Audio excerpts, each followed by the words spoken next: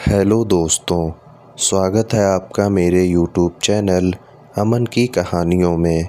अगर आपको डरावनी कहानियाँ सुनना पसंद है तो आप इस चैनल को सब्सक्राइब ज़रूर करें। ऐसा करने से आगे आने वाली वीडियो आपके पास आसानी से पहुंच जाएगी। तो दोस्तों, अब ज़्यादा देर ना करते हुए हम सीधे चलते हैं अपनी कहानी की ओर। दोस्तों, आज की ये कहानी हमें अनिल जी ने भेजी है, तो आगे की कहानी हम उन्हीं के पॉइंट ऑफ व्यू से सुनेंगे। मेरे चाचा अपने समय में काफ़ी आवारा हुआ करते थे। दिन भर दोस्तों के साथ घूमते रहते थे और रात 12-1 बजे से पहले वो कभी घर नहीं आते थे।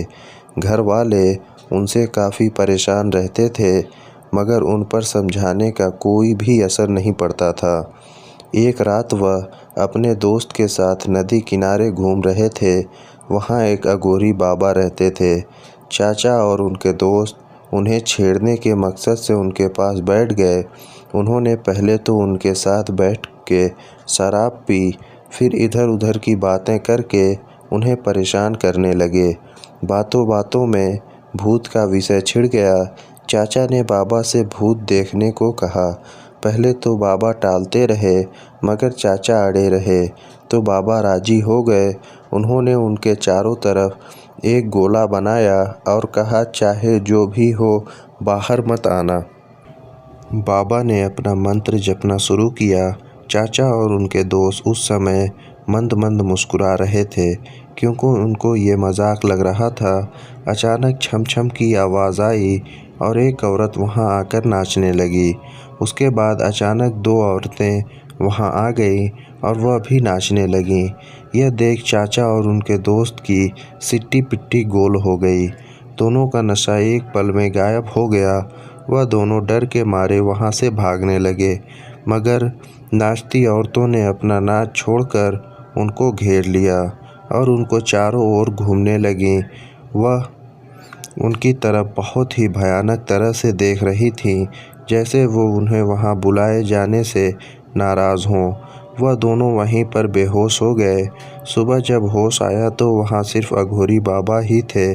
उन्होंने औरतों के बारे में पूछा तो बाबा ने बताया कि उन्होंने उन्हें भगा दिया। दोनों ने बाबा के पैर छुए और वहां से भाग गए। उस दिन के बाद चाचा ने रात को देर से आना बंद ही कर दिया। तो दोस्तों, इस कहानी में बस इतना ही। अब हम चलते हैं अपनी अगली कहानी की ओर। दोस्तों, यह घटना तब की है जब वो कॉलेज में एमएससी की पढ़ाई कर रही थी। वो उस समय वहाँ के गर्ल्स हॉस्टल में ही रहा करती थी। परीक्षा से पहले वो और उनकी कुछ सहेलियाँ लाइब्रेरी में पढ़ाई कर रही थीं। पढ़ाई करते हुए रात के करीब 12:30 बज चुके थे। उस लाइब्रेरी में केवल 6 लड़कियां ही थीं। लाइब्रेरी में सन्नाटा छाया हुआ था। सारा हॉस्टल एकदम शांत था। तभी उनमें से एक लड़की ने कहा कि बस यार, पढ़ पढ़ के बोर हो गए हैं, क्यों ना कोई खेल खेलें जिसमें दिमाग भी फ्रेश हो जाए और नींद भी आ जाएगी। सब उसकी बात से सहमत हो गए। उनमें से एक लड़की, जिसका नाम पूजा था, वो बोली कि चलो हम सब किसी आत्मा से बात करते हैं। ये सब कहकर वो अपने कमरे में गई और ओइजा बोर्ड लेकर, जिस पर A to Z तक अल्फ़ाबेट 0 से 9 नंबर और किनारे पर यस और नो लिखा था। पूजा ने बोर्ड को चारों किनारे पर 4 मोमबत्तियां जलाईं और फिर लाइब्रेरी की सारी लाइट बंद कर दी। फिर उसने सिक्का बोर्ड के बीच में रख दिया। उनमें से 2 लड़कियों ने डर के मारे अपने कमरे में चली गईं और बाकी चारों ने उस सिक्के पर एक एक उंगली रख दी। फिर पूजा ने कहा कि कोई डरना मत और यहाँ से उठना मत, वरना आत्मा नाराज़ हो जाएगी। अब पूजा बोलने लगी, अगर यहाँ पर कोई आत्मा है तो प्लीज़ हमसे बात करो। लाइब्रेरी में अजीब सा सन्नाटा और अंधेरा छाया हुआ था। अचानक लाइब्रेरी में कहीं से कुछ आवाज़ आई। उन्होंने सोचा शायद कोई किताब गिरी होगी। उसी समय सिक्का हिला और जसमीत दीदी ने पूछा, क्या यहाँ पर कोई आत्मा है? तभी छत पर लगा बंद पंखा ज़ोर से हिलने लगा। सभी लड़कियां डर गईं, लेकिन पूजा ने कहा कि कोई भी लड़की अकेली मत भागना, ऐसा करने से आत्मा उसे नुकसान पहुंचा सकती है। उसके बाद पूजा ने ऊपर देखते हुए कहा कि अगर कोई आत्मा है तो हमसे बात करे। कुछ देर तक सन्नाटा रहा और अचानक सारी मोमबत्तियां बुझ गईं और लाइब्रेरी से कदमों की ठक ठक की आवाज़ें आने लगीं। सभी लड़कियां डर के मारे भाग गईं, लेकिन जसमीत दीदी पीछे रह गईं और उनसे दरवाज़ा नहीं खुल रहा था। अचानक उन्हें लगा कि कोई उन्हें पीछे की तरफ खींच रहा है।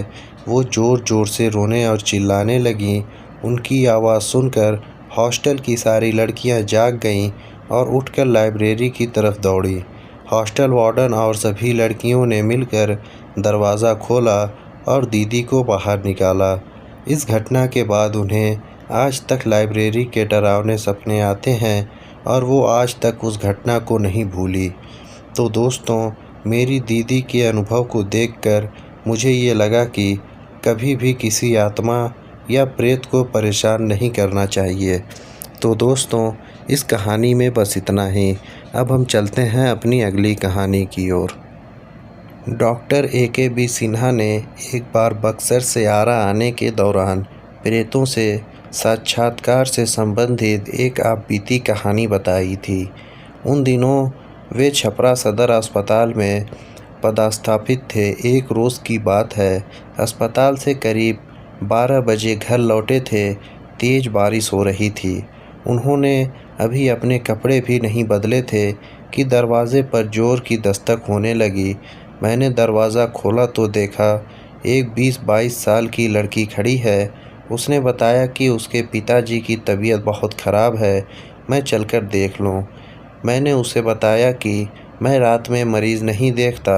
इस पर वो बहुत गिड़गिड़ाने लगी और मेरी पत्नी को दया आ गई। उसने कहा कि इतना कह रही है तो जाकर देख लीजिए।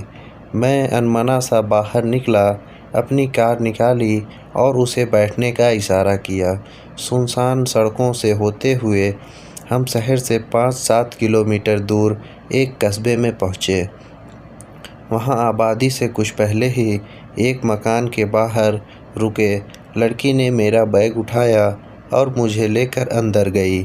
वहाँ एक बुजुर्ग व्यक्ति खाट पर लेटा हुआ था।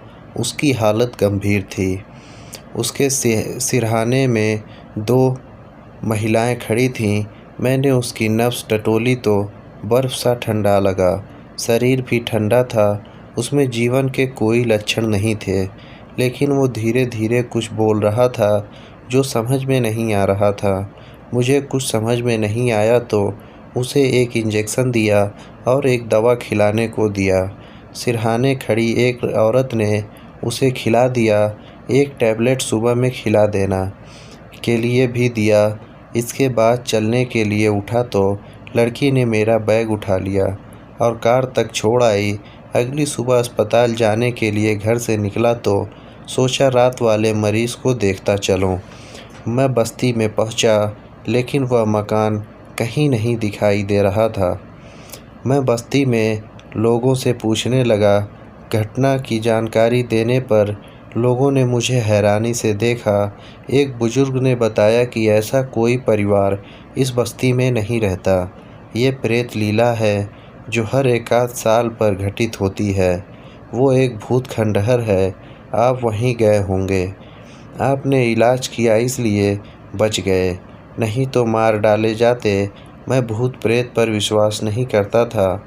इस पर बस्ती के कुछ नौजवानों ने कहा कि उस जगह पर चलिए जहां वो मकान था।